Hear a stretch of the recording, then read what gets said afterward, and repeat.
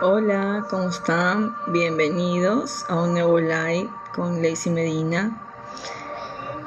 Lo prometido es deuda. Hoy vamos a dejar este live subido en mi canal de YouTube para que lo vean nuevamente, y en la parte de abajo del video voy a dejar agregado un link para que los lleve a un PDF en donde lo van a leer con determinación y ustedes mismos van a darse cuenta de lo que vamos a hablar en ese escrito.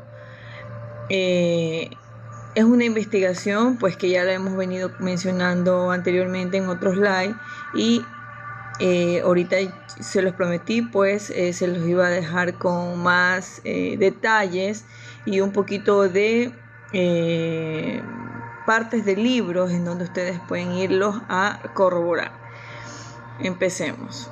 Esta investigación vamos a ir de paso en paso porque lo que queremos es llegar a la verdad, ¿no? Aquí estamos en la búsqueda de la verdad. Yo soy gnóstica y soy espiritual, y yo siempre ando investigando todos los temas que nos lleven a la verdad, y eso se los trato de compartir en este live. José, buenas noches. Entonces, son algunos temitas que nos van a llevar a una misma decisión, como teoría. Vamos a irlo repasando paso a paso. Este video lo voy a subir en mi canal de YouTube para que lo vuelvan a ver y comando. Y luego abajo del video va a estar el PDF con el link para que lo vayan a leer. Lo pueden compartir también a más personas para que los velos que nos adormecen empiecen a bajarse, a salir, porque esto está escrito en la historia, no me lo estoy inventando, y por eso se los voy a leer para que ustedes mismos lo vayan entendiendo. Investigación sobre la similitud de los relatos bíblicos. Primero, empecemos con el origen del diluvio y sus relatos. La historia del diluvio universal aparece primero en la epopeya de Gilgamesh, en Mesopotamia, 2100 a.C. No existía todavía relatos ni escritos bíblicos de ningún sentido. Esto apareció escrito en Mesopotamia en sus tablillas. Saludos cordiales, mi estimada. Gracias, Paul. En ella, el héroe Utnapishtim sobrevive a un diluvio enviado por los dioses y construye una barca. Salva animales, suelta una paloma y cuervo igual que Noé. Los hebreos exiliados en Babilonia, siglos después del diluvio, el exilio de Nabucodonosor fue muchísimo después de lo que pasó, según la Biblia, con Noé. Estos hebreos que fueron exiliados, o judíos exiliados, adaptaron el relato para mostrar que hay un solo Dios, y le pusieron Yahvé, que gobierna el mundo. Así también a Utnapishtim le cambiaron el nombre, y ellos le transformaron a Noé, a idioma de ellos, para mantenerlos dentro de su idioma y de su fe y cultura. La inspiradora le dice por acá, producción. Entonces aquí ya descubrimos una verdad escrita en las tablillas de Mesopotamia mismo. Los hijos de Noé, que vendrían a ser la historia que nos cuenta las escrituras romanas ya modificadas, ¿no? Estos son, en Génesis 10, dice, Sem, pueblos semitas. Can, quien fue el papá de Canaán, pero también él habitó Egipto, Etiopía y Libia.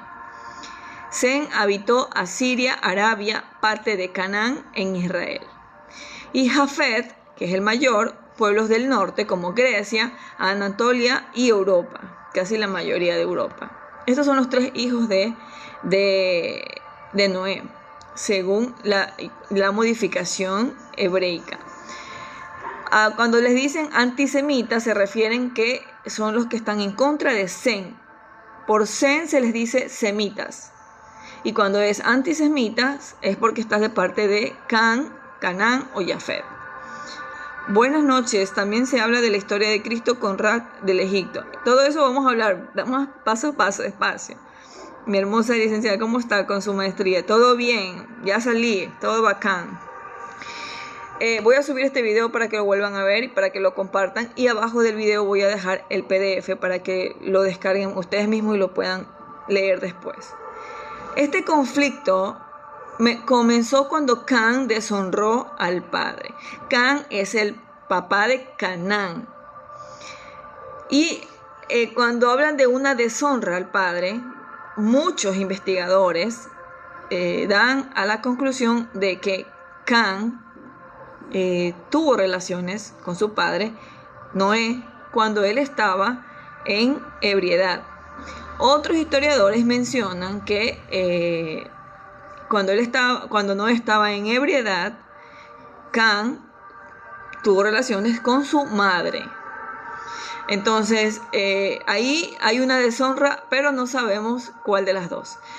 Pero Noé, cuando se levantó de su ebriedad, no maldijo a Cam, lo maldijo el hijo, a Canaán.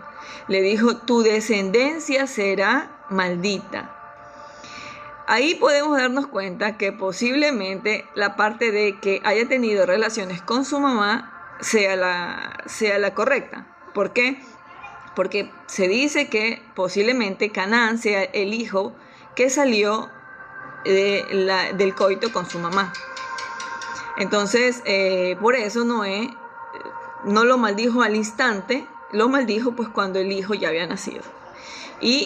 O cuando se enteró que no era su hijo. Entonces, por eso dijo que Canaán sería maldito, su descendencia. Esto podríamos decirle a la deshonra que tuvo en la parte que no nos cuenta mucho la Biblia, pero los historiadores, los investigadores se empezaron a cuestionar y dieron a esta conclusión.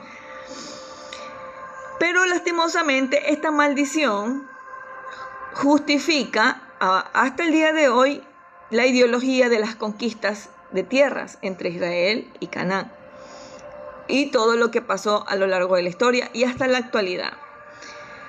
¿Ya? No les voy a leer, no me escriban tanto, escuchemos porque si no les leo ustedes se ponen bravos. No les voy a leer y vamos a continuar porque es bastante lo que les he hecho y no quiero que el video se me alargue tanto, ¿ya? Ya, las primeras ciudades y disputas entre descendientes. Voy a subir este video en mi canal de YouTube para que lo vuelvan a ver si se quedan con la intriga de lo que dije al principio.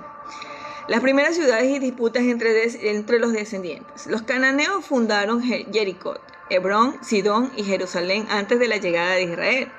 Cada linaje de Noé desarrolló su civilización. Los jafetitas, que son los descendientes de Jafet del norte, los camitas en África y los semitas en Mesopotamia. Las luchas por territorios y religiones fueron inevitables, aunque Noé, en la misma Biblia romana, si seguimos esa Biblia, nos menciona que Noé les dijo a sus hijos que no se peleen por tierras. Entonces, hasta ahí vamos entendiendo por qué el conflicto, ¿no?, entre la maldición de Noé hacia Canaán, y esto provocó pues que el Sem y Jafet tengan derechos internos a tomarse las tierras que no les pertenecen a ellos, que son las de Canaán. Pero también se escucha, historiadores, investigadores, que Noé en realidad no existió y que esto fue una manipulación histórica desde Babilonia, cuando recién se empezó. Aquí también les voy a mencionar en qué fecha y lo pueden ir a buscar. Cuando se empezó a escribir unas escrituras, que en este caso sería el Torat, y en el Torat pues mencionan que todos estos relatos empezaron a tratar de hacer una similitud política, cultural, para que todo coincida como espiritual, maldiciones, y que todos al fin y al cabo cuando leamos ese libro digamos, está bien, está permitido, porque hasta el día de hoy no nos hemos cuestionado que esté permitido el haber matado durante muchos años a muchas personas en guerras porque tenían permiso divino según ellos. Entonces, para eso ellos construyeron esta historia y nos las hicieron creer a través de muchos libros, pero recién escritos en el exilio de Babilonia. Antes del exilio de Babilonia no existían ni un escrito más que los que estaban en las tablillas de Mesopotamia, que cuentan la historia de Gilgamesh. David y Salomón, de reyes sagrados a reyes corruptos. En la actualidad podríamos decirles políticos. David en el año 1000 a.C. conquistó Jerusalén. Le quitó, invadió las tierras de Jerusalén de los jebuseos y unificó las tribus, aunque venerando cometió abusos y crímenes. Eso lo sabemos, ¿no? Leyendo la Biblia nosotros sabemos que David pues incluso mandó a matar al esposo de la mujer que él tuvo después porque le gustó y ya no quería que esté casada, pues y lo manda a matar al marido. O sea, eso es mundial. Entonces ya sabemos que entre estos patriarcas se quisieron lavar sus manos y los quisieron poner como santos, pero hemos omitido ver y justificar pues que eso está en la misma Biblia. Y nosotros no hemos leído solo la parte santa, pero no nos hemos percatado ni detenido a ver la parte caótica. Salomón, su hijo, construyó el primer templo, pero impuso impuestos, trabajos forzados y adoró a dioses extranjeros. Entonces, Salomón, que cuenta que es el más poderoso, el que más tuvo, el que fue más bendecido por Dios, él terminó de manera corrupta su vida adorando dioses extranjeros, ni siquiera el mismo Dios de David, sino dioses extranjeros, siendo el más sabio, ahí donde se le fue la sabiduría, no se sabe, y puso impuestos muy altos y trabajos forzados como castigo a los judíos, hebreos y todos los que en ese momento pues estaban ahí esclavizados. Cuando él muere se divide el reino. Este reino se divide entre Roboam y Jeroboam. Roboam estaba en Judá y Jeroboam en Israel. Marcaron una ruptura. Israel del norte, Jeroboam, tuvo las 10 tribus y un culto distinto. Judá del sur se centró en Jerusalén y esa división debilitó al pueblo, abriendo el camino a invasiones extranjeras. Desde ahí, pues, volvieron a dominar los egipcios la parte del sur. Eso lo encuentran en el libro de los Reyes. Un faraón egipcio, cuando vio con minoría a la parte del sur, lo volvió a dominar.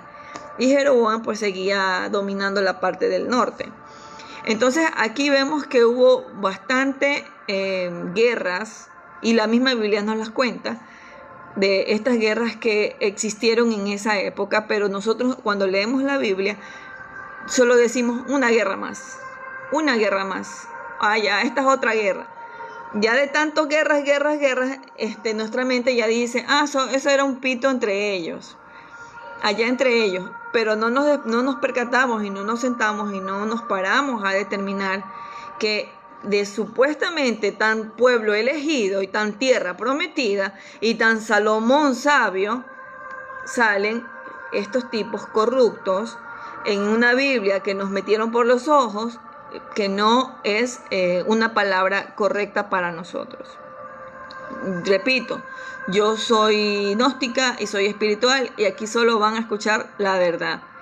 Disculpen si tal vez algunos no están preparados para oírla. Los invito en que en algún momento de sus vidas pues se acerquen a uno de mis videos, vengan a leer uno de estos escritos que acabo de subir en mi página. Lo voy a poner también abajo en el link de este video cuando lo suba a mi canal de YouTube. No lee bien la Biblia, dice. Muy claro, yo no estoy respetando a nadie, soy ángel caído Nefilín, dice. Yo no estoy respetando a nadie, Luis, no estoy respetando a nadie y estoy hablando que incluso lo que pasó en la Biblia. Porque en la Biblia tú lo vas a leer y vas a ver que Salomón terminó siendo corrupto y adorando a dioses extranjeros. Entonces, mi pregunta es, ¿dónde está la sabiduría de Salomón? ¿Qué le pasó? Estamos investigando, ¿no? Estamos tratando de encontrar la verdad.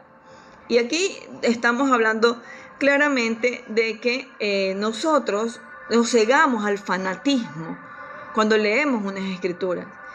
Y vuelvo y repito, la primera escritura escrita, que fue el Torá, en la época del Oriente, porque acá en América no existía nada de escrituras, todos aquí adorábamos a un solo Dios. En el Oriente recién se hizo en el exilio de babilónico, de Nabucodonosor. Antes de eso, todos seguían las creencias egipcias, mesopotámicas, pero de las tablillas escritas por gente que vio lo que pasaba y escribió en tablillas historias, como la de Gilgamesh, que luego le cambiaron el nombre a Noé. Entonces, Nabucodonosor en el exilio babilónico. Esto pasó en el año 586 a.C. Él destruye Jerusalén. El primer templo de Jerusalén. El templo que adoran ahorita, la pared donde ustedes ven todas esas fotos de los presidentes que se van y se ponen su frente ahí, no es el templo que construyó Salomón. El templo que construyó Salomón fue destruido en la época de Babilonia por Nabucodonosor. Y este vendría a ser el que ellos adoran, un segundo templo, pero construido por los mismos judíos. No tiene que ver nada, ni Salomón, ni David, ni Israel, ni nadie. Esto fue algo hecho entre comunidades. Se unieron y dijeron, y ahora el templo, hagámoslo más cerca, pongámoslo acá. Entonces, el templo que ustedes ven que van a adorar no es ni un templo creado en la antigüedad, sino por mismos judíos. Lo pueden ir a ver. Yo les estoy resumiendo porque ya lo investigué, pero ustedes mismos lo pueden ir a investigar y pueden descargar mi PDF después de que termine el live. Deportó a la élite hebrea, o los judíos, que en el exilio reescribió su historia. En ese exilio, él reescribe la historia de los judíos.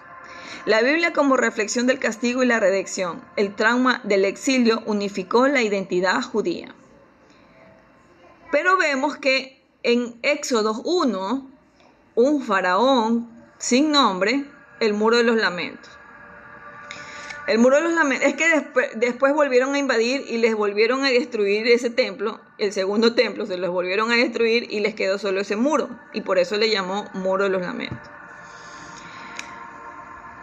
En Éxodo 1 van a encontrar que había un faraón que no le pusieron nombre, y desde ahí ya vamos viendo la farsa de que, sabiendo la historia de una serpiente, de una Eva, de un Adán, justo el nombre de ese faraón nadie lo supo.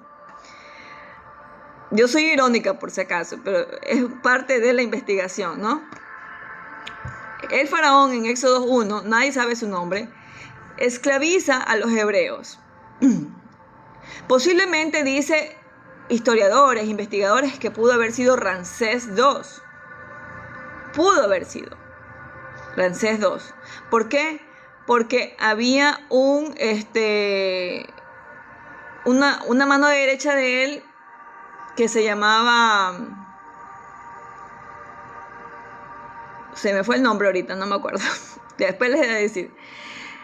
Por eso se une que pudo haber sido Ramsés II, pero no dice en la Biblia el nombre. Pero no hay evidencia histórica ni científica de que un éxodo masivo haya existido. Pero sí una migración semita desde Egipto. El relato refleja la liberación espiritual de los oprimidos. Se dice que esta parte de la Biblia no había que tomársela al pie de la letra, sino que había que tomársela de manera espiritual. Y que la huida de una opresión es eso que nos muestran, pero de manera espiritual. Ellos se liberaron espiritualmente de la opresión. y construyeron esta historia, pero no había que tomársela literal. Por eso hay muchos cabos, muchas cosas que no coinciden y no se atan y no se ha descubierto históricamente ni científicamente que el éxodo haya existido. Entonces, ahí podemos encontrar una solución.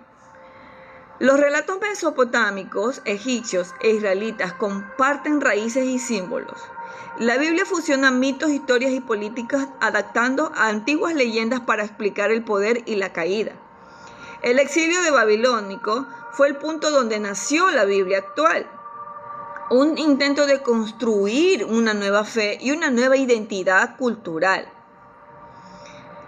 El éxodo, una expulsión política. Y esto es lo que yo les he mencionado, teoría mía, teoría que la voy a explicar para que ustedes la vean. La Biblia se construye a la mujer como pastora. Infórmate mejor, amiga. Los invito a investigar. Van a descargar este PDF. Ustedes mismos compárenlo con su Biblia. Todo lo que les estoy diciendo pasa en su Biblia. Yo estoy poniéndole mi valor agregado, ¿no? A lo que les estoy explicando. Preguntas, ironías que quedan en el aire. Pero es lo que dice la Biblia romana. Y los escritos también antiguos de muchos, pronto les voy a leer. El relato del Éxodo ha sido considerado durante siglos como un símbolo máximo de la liberación espiritual, ¿no? Y desde ahí dice que Dios saca con fuerza a su pueblo. O sea que los egipcios no eran su pueblo. Y había más gente habitando. Canaán, Sem y Jafet habían gente que habitaba otros lugares. Pero entonces Dios nomás se preocupó por ellos. Tanto se preocupó por ellos que mató a los egipcios. Entonces ahí tenemos una contradicción con el Dios verdadero y un Dios que no sabemos de dónde lo sacan. Sin embargo, bajo una mirada histórica podría tratarse de un proceso político planificado. Y ahí sí tiene sentido. Que haya sido, como lo hemos visto hoy en día, la política siempre mancha todo. La parte espiritual, la parte religiosa, nuestro corazón, nuestra mente, y nos quieren cegar a través de la fe. Esta es la parte que yo más creo. La hipótesis plantea que ese faraón que habla el Éxodo 1 no fue un villano, sino un estratega que permitió la salida de los hebreos para evitar un conflicto interno usando la idea de una tierra prometida como un mecanismo psicológico y cultural. ¿Por qué? Porque en Éxodos 1:9 él dice: el pueblo de los hijos de Israel es más numeroso y más fuerte que nosotros. Preocupado. Ese faraón estaba preocupado. Éxodo 1:9. El pueblo de los hijos de Israel es más numeroso que nosotros y más fuerte. Entonces, durante el Imperio Nuevo de Egipto, el delta del Nilo estaba habitado por pueblos semitas, provenientes de Canaán y Asia. Muchos de ellos trabajaban en construir agriculturas. El faraón temía su crecimiento y poder económico. Esto sugiere la preocupación del faraón demográfica y política, mas no religiosa. Enséñame. ¿Qué? Y yo todavía leo ese. Ay, Dios mío. Es probable que la salida de los hebreos fuera inducida por ese faraón con apoyo de Moisés. Y en esa época Moisés tenía otro nombre, pero no me acuerdo de su nombre. Ya me lo voy a acordar. Un nombre egipcio lo tenía Moisés. Entonces, nunca fue algo religioso, sino una estrategia para evitar una rebelión interna, que se ocupen ellos, como eran más numerosos que los egipcios, que ocupen toda esa ciudad y terminen desapareciendo. Y así igual terminó. Los egipcios han desaparecido bastante. Es probable que la salida de los hebreos fuera inducida con la promesa de una tierra propia para mantenerlos unidos entre ellos y alejados del dominio egipcio. La narrativa bíblica muestra una liberación milagrosa. narrativa que no se ha demostrado ni científicamente ni con los investigadores. Pero la evidencia arqueológica no confirma una huida masiva. No se encontraron cuerpos, no hay cuerpos en ningún lado han encontrado el cuerpo de Akenatón y no han encontrado ni un cuerpo hebreo muerto, y hubieron muchos, ¿no? Según la narrativa de la Biblia. Algunos estudiosos interpretan el éxodo como una migración controlada. Entonces, ¿qué hizo el faraón? Solo les prometió algo y los hizo irse a ciertos lugares, que en este caso fue estas tierras habitadas, pero controladas por los egipcios mismos.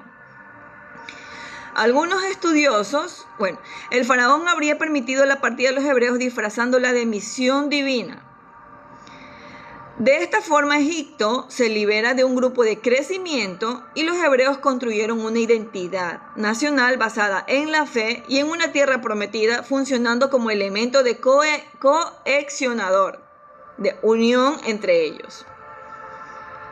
Y esto es político. Recuerden que Egipto y Roma ya tenían estrategias de conquista masivas para poder tener a la gente controlada. Dice Akenatón, el faraón del Éxodo y Akenatón. Akenatón instauró el primer monoteísmo egipcio, adorando solo a Atón, el dios solar. Algunos autores como Sigmund Freud, Moisés y la religión monoteísta sostienen que Moisés fue un sacerdote o seguidor de Akenatón. Moisés. Por eso Da Vinci y Miguel Ángel lo dibujan en Grecia con cachitos. Todos los representaciones de Moisés en Grecia es un Moisés con cachitos. Y nadie sabe por qué, ¿no? Todos en esa época decían, ¿por qué lo pusieron así? Ellos que eran sabios, ellos que en sus pinturas pusieron códigos, símbolos. Ellos, que muchos conocemos que Da Vinci nos pone en las pinturas símbolos para saber qué nos quiere decir, y muchos no han descifrado muchas cosas de de Da Vinci, ellos nos dejan pistas que en la antigüedad nadie se iba a percatar que era un cachito. Nos quería decir, investiga a Moisés, investígalo, nos quería decir Miguel Ángel. Para que nos hagamos la pregunta. Otra pregunta, ¿por qué le quitaron la nariz a todas las estructuras de Egipto? A todas las estructuras de Egipto solo les han quitado la nariz. Al mismo león en la pirámide de Giza, la nariz. Entonces, ¿qué nos quieren decir en ese tiempo? Que nadie sabe, ¿no? Ustedes ponen en YouTube, ¿por qué le quitaron la nariz a la gran parte de las cosas de Egipto? Y todo queda en una nube, en interrogantes, en ironías, pero investígalo. ¿Qué dice? ¿Qué nos quiere decir esa gente que hizo eso? A todos aquellos y buscadores de la verdad, vayan a investigar, háganse la pregunta, ¿por qué no tiene nariz? Etcétera, etcétera, etcétera. Entonces,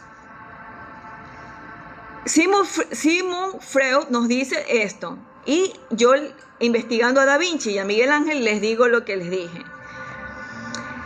¿Y qué llevó fuera de Egipto la idea de un Dios único? El faraón de Éxodo habría sido un sucesor permitiendo salida de un grupo monoteísta para evitar conflictos internos. Es decir, este faraón, Akenatón ya había dejado estructurado la idea a muchos egipcios y hebreos de un culto monoteísta. Entonces, con la ayuda de Moisés, que no recuerdo el nombre todavía, cómo se llamaba en esa época, el nombre egipcio, Akenatón le deja estructurado en el pensamiento a los hebreos y a muchos egipcios de que hay un solo Dios. Entonces, ¿cuál fue el éxodo interno? De dejar ir a todos aquellos con esos ideales. Y ahí nace el padre Abraham. Ya les voy a leer qué significa. Y ahí nace la estructura de un Dios que luego en la época del exilio babilónico le ponen Yahvé. Vamos a seguir. La historia del Éxodo fue escrita siglos después de los supuestos eventos durante el exilio de Babilonia. Los escribas hebreos reorganizaron la tradición oral. Era oral, ahí se estudiaba de manera oral. En textos conocidos como el Pentateuco o Torá, que fue uno de los primeros libros reescritos según ellos, hebreos exiliados, pero ellos mismos se pusieron como víctimas de las consecuencias. Quien escribe tu historia es quien va a decirte según su papel en la historia. Y ellos no se iban a poner como los engañados o los victimarios, ¿no? Ellos tenían que ponerse como víctimas para que tú les tengas amor y compasión. Estos textos fueron legitimados por Esdras y los sacerdotes de Jerusalén alrededor del año 450 a.C. Más tarde, durante el concilio de Hamid, en el año 90 después de Cristo, se confirmó el canon hebreo oficial. Recién en el año 90 después de Cristo se confirma el canon hebreo oficial, que sería en la reunión de los reyes Constantino. Jacob, Isaac y su vínculo con Egipto. Habrá pues una reinterpretación de Akenatón. Es presentado como padre del monoteísmo. Isaac y Jacob simbolizan la continuidad de su linaje espiritual después de que se fueron de Egipto, después de que Akenatón haya sido exiliado. La historia de Akenatón, ¿cuál es? Que Akenatón tuvo un problema interno en Egipto por haber declarado un solo Dios, el dios solar Atón. Él crea Amagna, una ciudad Amagna que está ubicada justamente en el sur donde sale el sol, allá en Egipto. Tengo entendido que es del sur que sale el sol. Acá lo tenemos en el este, pero allá tengo entendido que es en el sur. Me corrigen si me estoy equivocando. Esto no lo tengo anotado, esto yo lo sé. Entonces Amagna la crea Akenatón cuando se separa de este conflicto entre los que sí seguían creyendo en otros dioses y en el que él decía que ahora tienen que creer en un solo Dios. Matan a Akenatón, hay documentales, ¿no? de Akenatón. Matan a Akenatón, matan a Tutankamón, matan a su mujer. ¿Por qué? Porque los sacerdotes egipcios querían seguir adorando a otros dioses, a muchos. Y esos dioses egipcios, pues ellos son los que practicaban tipos de magias oscuras. Y esto lo podemos ver en el relato de Moisés, cuando Moisés va al faraón y él hace que un bastón se convierta en serpiente. Y el faraón les dice, a ver, ¿ustedes qué pueden hacer? A los sacerdotes. Y los sacerdotes van y convierten en serpiente. Todo lo que Moisés hacía, lo hacían esos sacerdotes, porque los sacerdotes sabían que era parte de una magia creada según el faraón, ¿no? Y según nosotros, pues era Dios de parte de Moisés.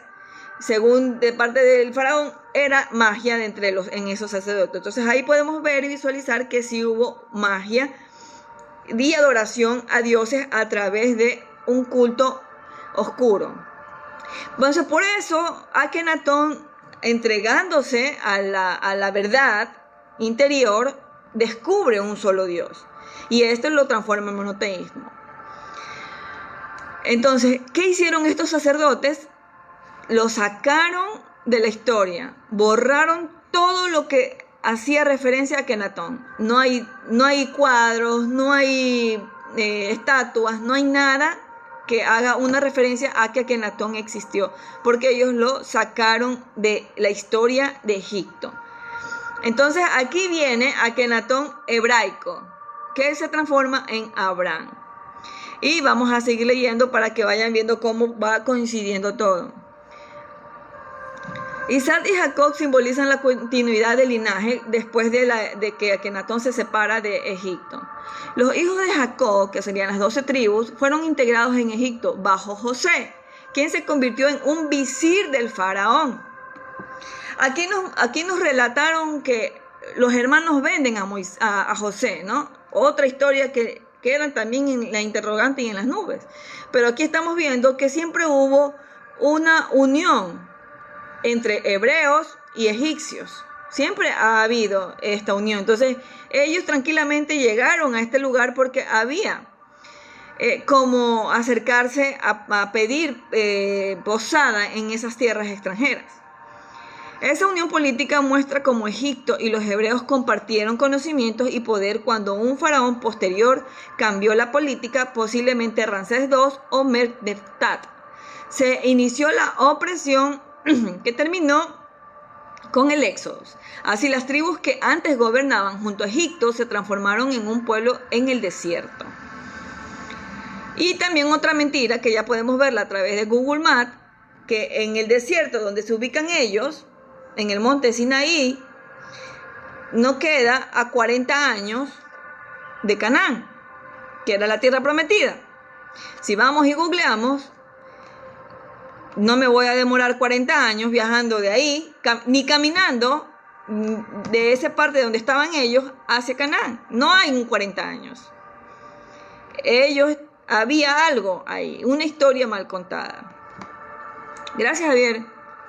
Voy a subir este video a mi canal de YouTube para los que desean volverlo a ver, y el link del PDF también va a estar ahí para que lo vayan a ver otra vez y comparen con sus Biblias, porque ahí está el versículo donde lo he buscado.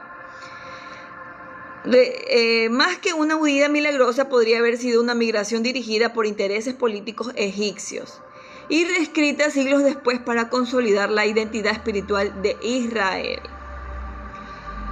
Entonces, ¿quién es Akenatón? Pues, como les decía, un faraón de una dinastía egipcia. Él rompió toda la religión tradicional de Egipto, cerró los templos de Amón y declaró que solo debe existir Atón y un disco solar, simbólico del Dios único, creador y dador de vida. Es considerado por muchos como el primer monoteísta de la historia conocida. Su revolución espiritual fue tan fuerte que tras su muerte los sacerdotes borraron su nombre y destruyeron su legado. ¿Quién fue Abraham? Según la Biblia, Abraham vivió, según la cronología bíblica, alrededor de 2000 a 1800 a.C. Vino de Ur de los Caldeos, Mesopotamia. Fue el primer hombre que conoció un solo Dios invisible.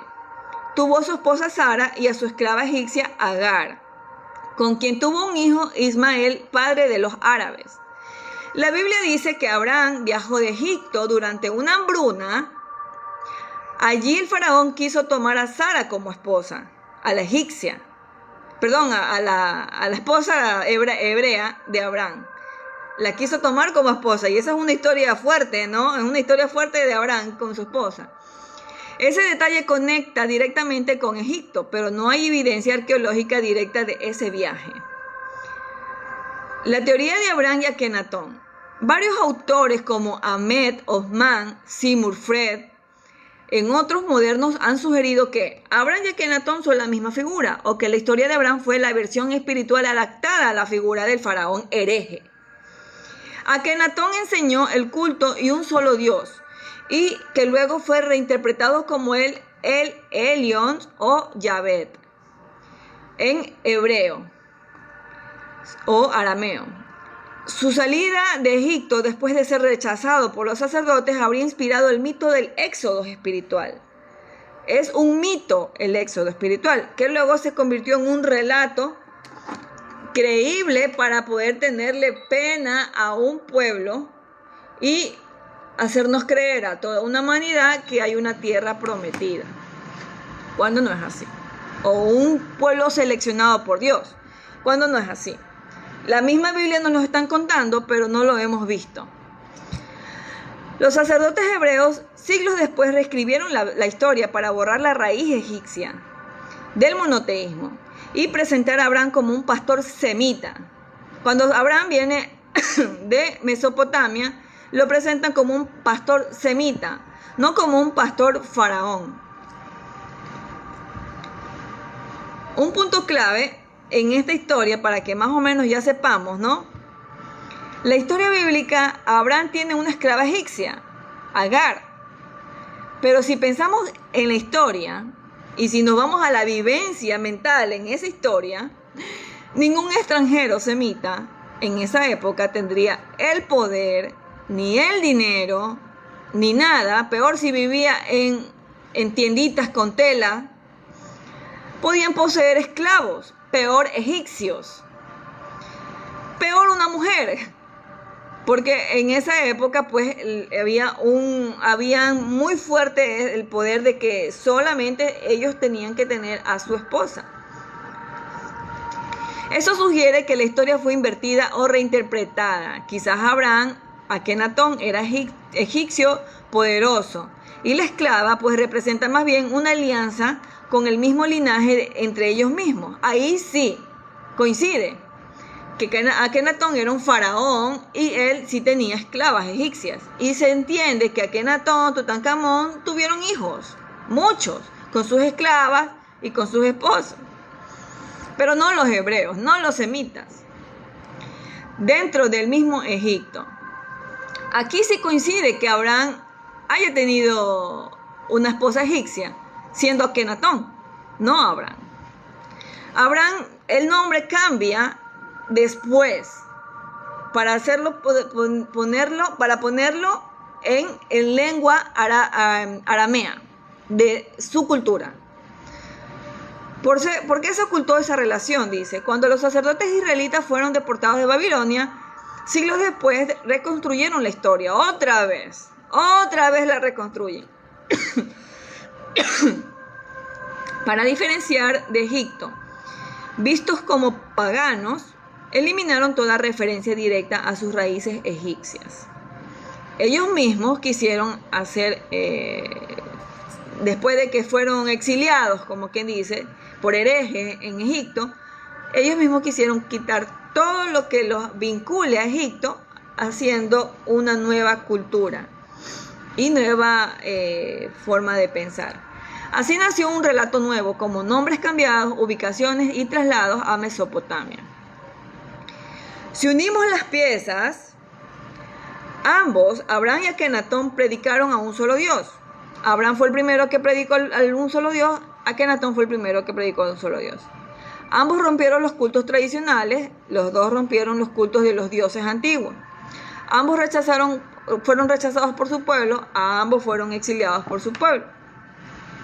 Ambos son padres simbólicos de naciones espirituales, Israel y Egipto renovado.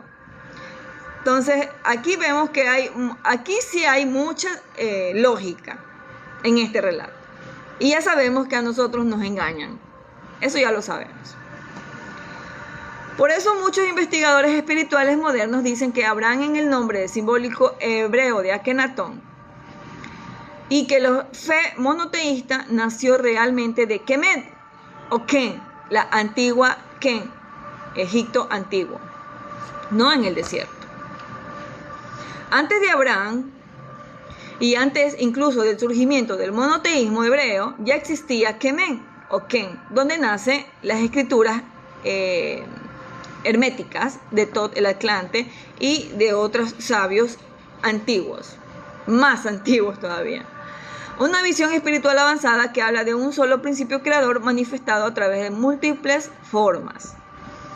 La sabiduría egipcia original y cómo se transformó en los relatos posteriores como el de Abraham. Mucha sabiduría egipcia es agarrada y está en la Biblia. Si nosotros nos vamos a investigar lo que dicen los egipcios antiguos, hay frases que dicen lo mismo, pero con palabras diferentes. Kemet, nombre original de Egipto, significa la tierra negra, por el fértil limo del Nilo, pero espiritualmente se considera la tierra del renacimiento.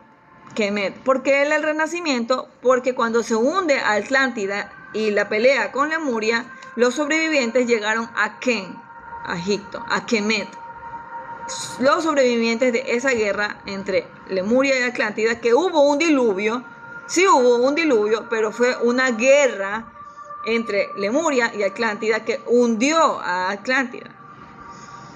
Y los sobrevivientes llegaron a Ken, la antigua Egipto. Por eso se le llama la tierra del renacimiento. Sus enseñanzas no eran idolatría, como muchos creen. En realidad eran una ciencia espiritual y simbólica. El texto más antiguo, como los textos de las pirámides, ya hablan de un solo Dios supremo creador, llamado Atún o Rat, del cual emanan todas las demás deidades. Es decir, las demás deidades salen de ahí. ¿Y qué años llegaron los transformes? La idea de que el alma humana es una chispa divina eterna capaz de unirse nuevamente con el Creador. Esto es las creencias egipcias. Y el concepto del Mat, que significa la verdad, armonía y justicia universal. Y ahí tiene lógica, ¿no? El amar a un Dios, el amar a un Creador. Una lógica de que lo que yo no quiero que me hagan a mí, no quiero que pase tampoco afuera en el exterior, ni viceversa. Pero en cambio acá nos enseñaron de que ojo por ojo, diente por diente. Y no de que sí te puedo matar con permiso divino, porque yo soy el escogido. Entonces no hay un amor espiritual que me haga acercarme a esa religión, ni a esas escrituras. Porque no me llena, me hace tener velos y me siento engañada. Entonces, estas ideas son miles de años anteriores a Abraham y quien la tradición ubica alrededor del 1800 a.C. Vuelvo y repito, este video lo voy a subir en mi canal de YouTube, me pueden ir a buscar y abajo del video voy a poner este PDF para que lo vayan a leer y lo compartan y lo investiguen. No me crean, investiguen, dicen por ahí. Los precursores del monoteísmo es Kemet.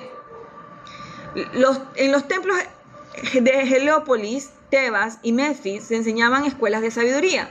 ¿Dónde aprendió Jesús? Jesús aprendió en esas escuelas. Las casas de la vida, donde los sacerdotes filósofos desarrollaron una visión unitaria de lo divino. El himno a Atún Rat dice: tú eres uno, tú hiciste todo lo que existe y no hay nadie como tú. Este pensamiento idéntico es de los israelitas, que lo pusieron en la Torá. Oye Israel, Yahvé, nuestro Dios Yahvé es uno. Ellos solamente agarran sabiduría antigua y le cambian a la conveniencia de ellos con el nombre que ellos determinan. Los sabios egipcios ya habían hablado del Dios único siglos antes. Por eso, muchos historiadores espirituales ven que Abraham como heredero del transmisor de esa antigua sabiduría kemética.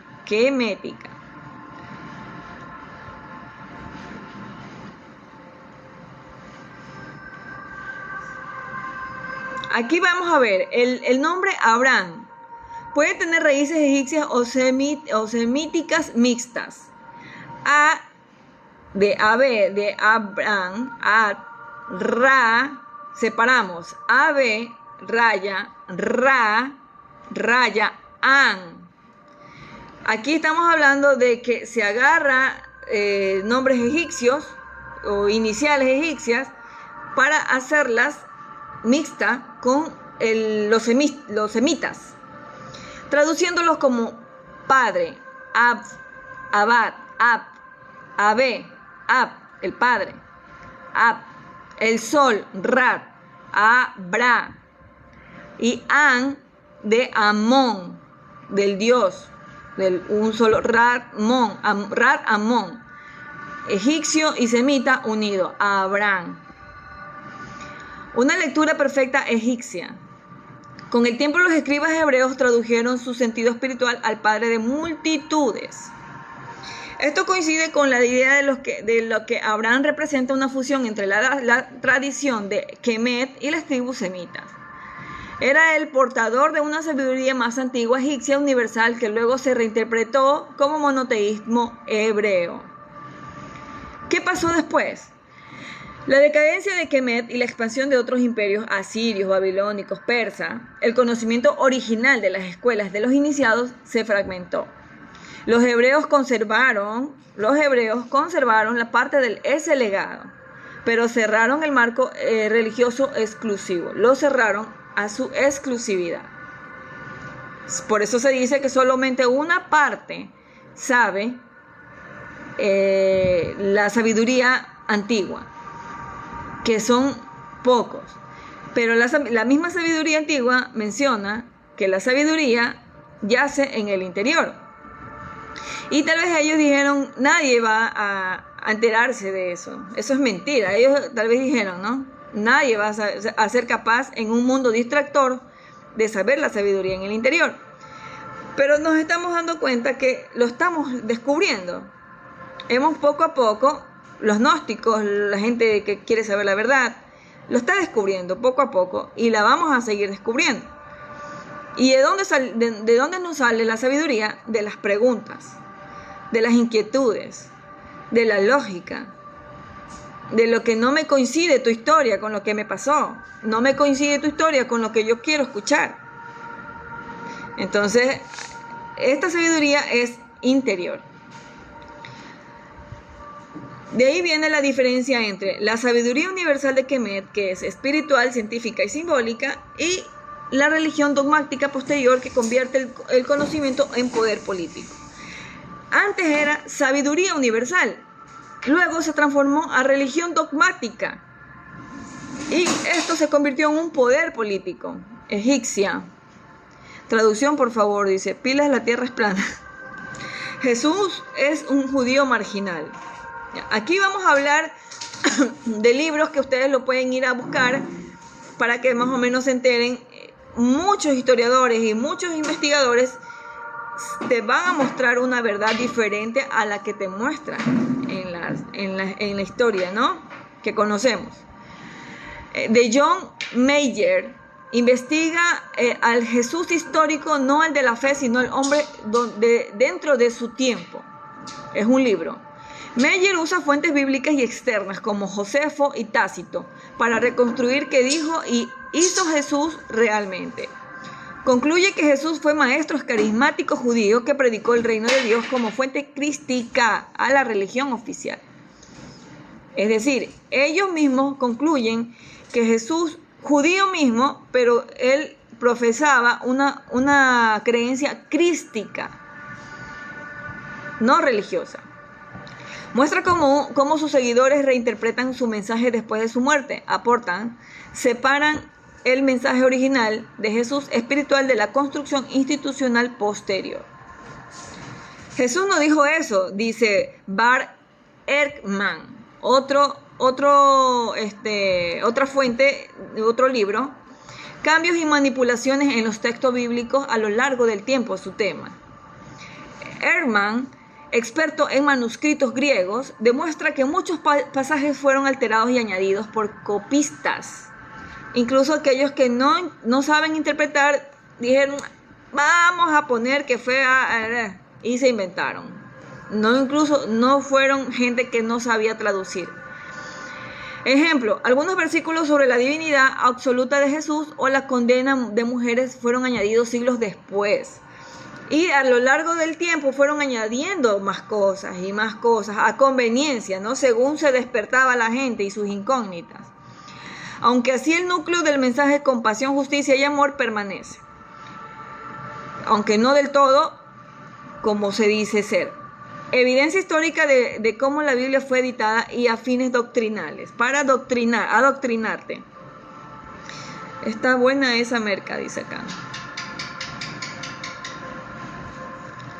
Otro, los evangelios gnósticos, de Elaine Pagels.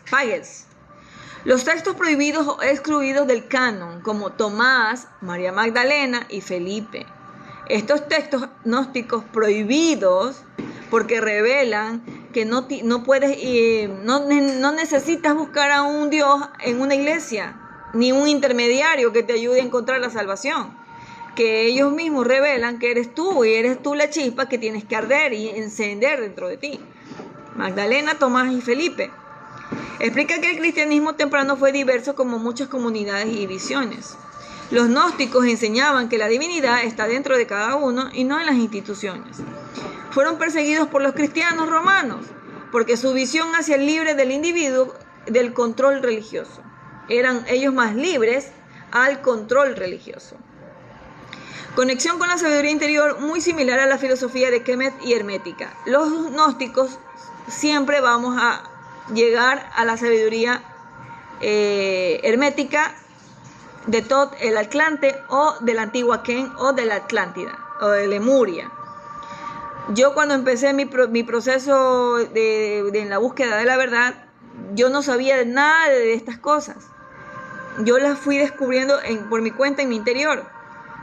Luego, después de mucho tiempo, me entero que lo que yo sabía, ya lo habían descubierto los gnósticos. Y ahí es cuando yo me entero, pues, que yo soy gnóstica. Pero yo nunca me dije, yo soy gnóstica porque yo quiero saber lo que saben los gnósticos. Yo supe lo que saben los gnósticos antes de saber que ellos ya sabían eso, que lo habían escrito en libros. Yo ya lo había descubierto en mi interior. Ahí fue cuando me embarqué en la aventura de saber qué son los gnósticos y qué descubrieron. Aunque muchas cosas yo todavía no coincido con ellos, podría ser que aún no elevo mi conciencia a la magnitud que la elevaron ellos, o podría ser que no estoy de acuerdo con ciertas cosas que en esa época, por la misma ideología y cultura, pues yo no soy parte, ¿no? Entonces por eso mi desacuerdo en ciertas cosas. Entonces, Constantino y el cristianismo imperial. De Ramsay MacMullet, como el Imperio Romano transformó el cristianismo en religión oficial. Muestra cómo el Constantino usó el cristianismo para unificar políticamente el imperio. Ya Constantino vino y lo destrozó totalmente. Constantino unió todo de manera política imperialista. Los obispos aceptaron apoyo estatal y el cambio de poder de influencia. Los sacerdotes ya no tenían poder, sino que ahora eran los reyes de esa época. Las herejías los gnósticos se convirtieron en herejes y fueron suprimidos por decreto imperial. Hubo un decreto imperial que a este rey no le gustó, y pues empezaron a hacer decretos para perseguir a los gnósticos o desaparecerlos. Y cristianos en esa época que no estaban de acuerdo con sus formas de decir una palabra. La evidencia histórica del momento es que la fe se volvió estructura de control.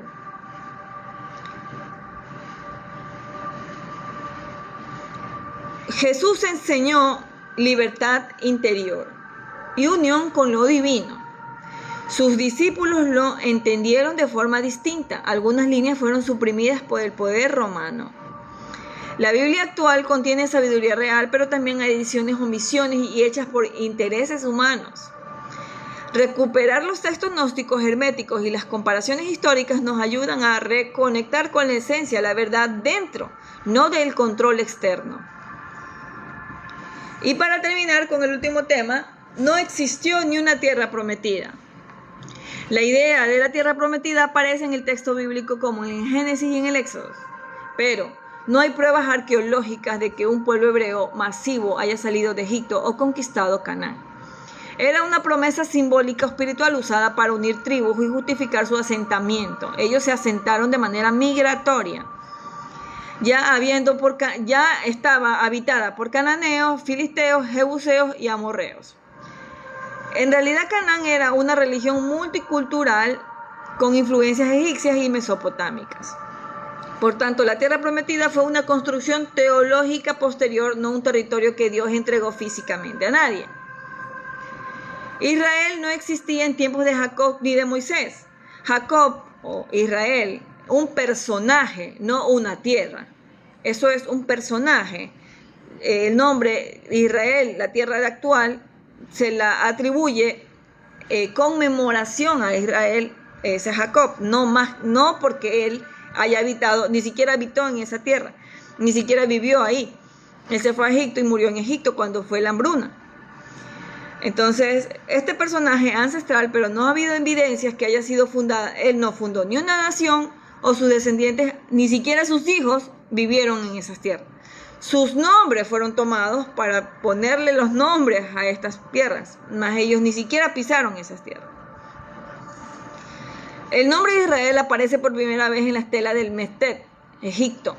Menciona que un grupo nómada llamado Israel no era una ciudad, sino un grupo nómada. Ellos fueron los que formaron siglos después, alrededor del año 1000 antes de Cristo, cuando Saúl, David y Salomón unificaron las tribus y fundaron estados centralizados en Jerusalén. Ahí llegaron estos Israel, grupos nómadas, que luego, uniéndose con Jeroboam, hacen un Israel del norte. Tras la muerte de Salomón, el reino se dividió en Judá y en Israel. Aquí aparece Jeroboam, el primer rey del reino del norte, que fue alrededor de 931 a.C. Los asirios, en el año 722 a.C., invadieron el reino del norte. Los asirios invadieron el reino del norte y lo destruyeron. O sea, hubo invasiones también en el norte. Nabucodonosor también conquistó Jerusalén y deportó a toditos los judíos de Babilonia. Aquí surge la idea de que Dios los castigó por no obedecer el sueño de volver a la tierra.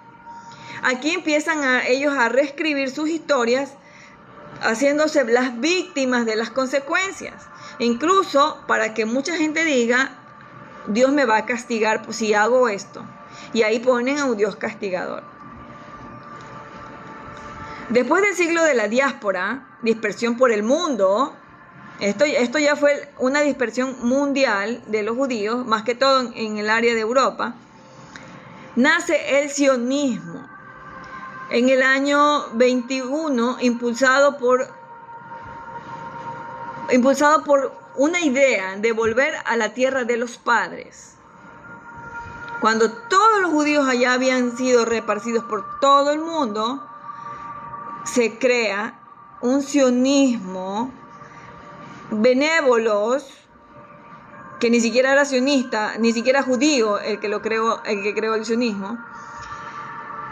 En 1917, declaración de Balfour, Gran Bretaña, apoyo un hogar nacional judío en Palestina. 1947, la ONU aprueba la resolución 181 que divide Palestina en dos estados, uno judío, Israel, y uno árabe, Palestina.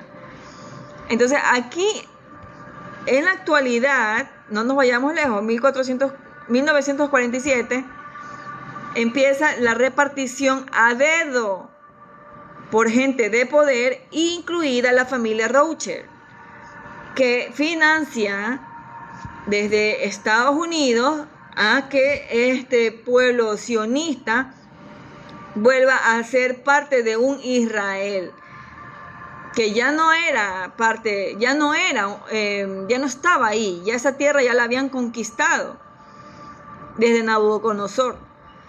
Entonces aquí vienen y otra vez resurge la idea de volver a ser una Israel ahí.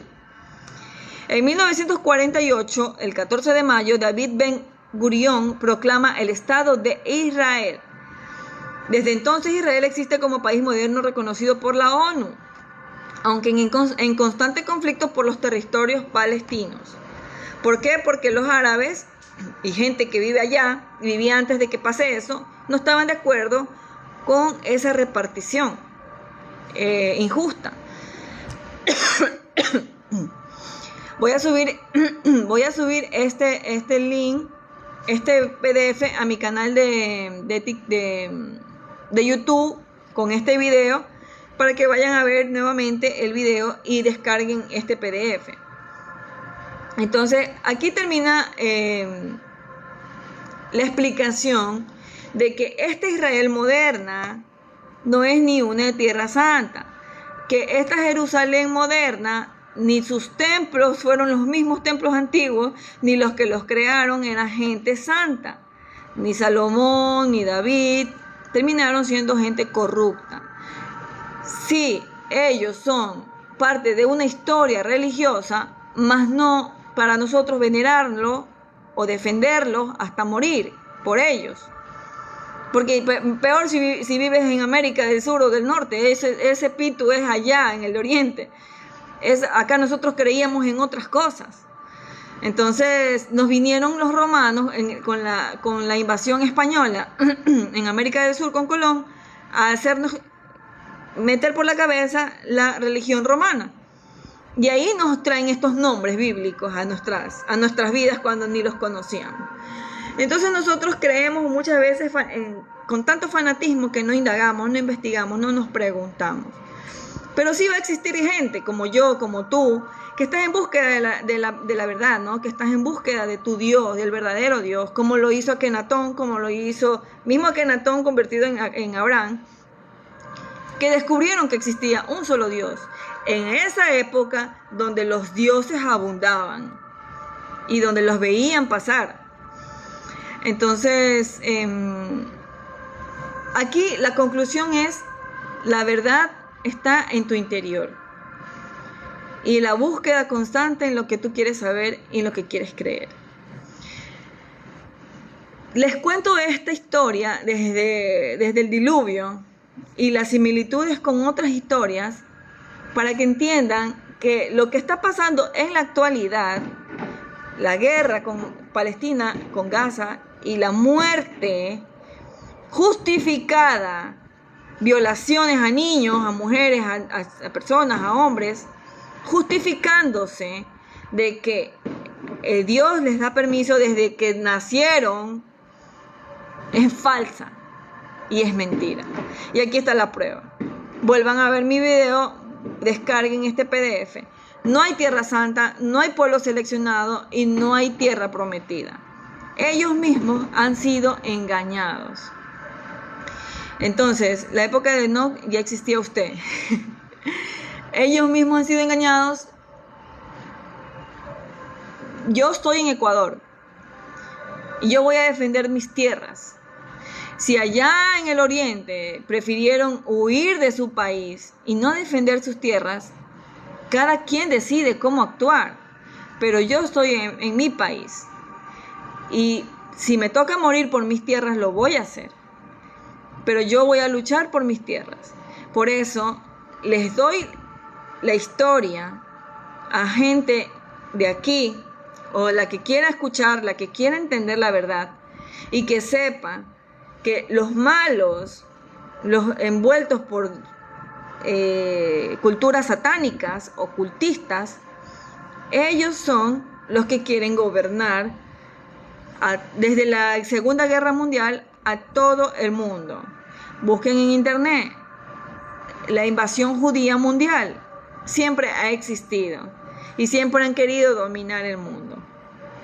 Hay películas sobre eso, no nos vamos a dejar engañar, pero esta historia te la cuento para que entiendas que quien sea el amigo de la hora actual Israel, cualquier presidente que esté de acuerdo con el genocidio y que sean amigos de Trump, de Israel y de todos aquellos que están de acuerdo con el genocidio, con las muertes, no son tus amigos.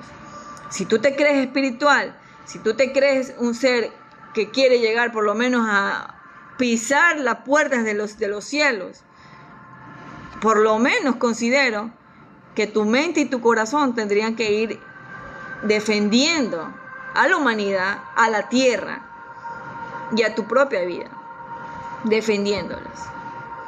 Entonces aquí les dejo esta historia.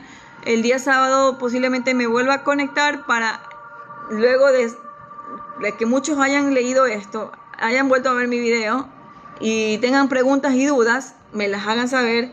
Y el sábado vamos a hablar netamente de política, ya que el domingo son unas consultas que van a haber aquí en Ecuador y pues necesitamos hablar de esas preguntas. Referente, y siempre voy a hacer referencia a esto. Mucha gente que me he topado en el camino me ha dicho que está de acuerdo con lo que pasa con el presidente actual de Ecuador, porque es amigo de Israel y que Israel no se lo puede maldecir, y que Israel es pueblo de Dios y que Dios es bendecido por no sé cuánto. Están engañados. Pueden ver que están matando, pueden ver que está cometiendo actos muy feos, pero porque es amigo de Israel tiene permiso. Estamos equivocándonos. Nos estamos equivocando. Y nuestro corazón ha sido conquistado. Así que cambiemos esa manera de ver la vida con fanatismo. Les acabo de pasar todos 2 días haciendo esta investigación para ustedes. Pocos o muchos, a quien sea que le llegue, vayan a investigarla. Y no se coman el cuento de una tierra prometida o un pueblo seleccionado. Peor aún, que Israel sea más que nosotros. Eso no existe en ni una época, ni una era, ni nada. Eso te lo inventaron y tú se lo creíste. Nos vemos en un próximo live, chicos. Hasta el sábado. Chao.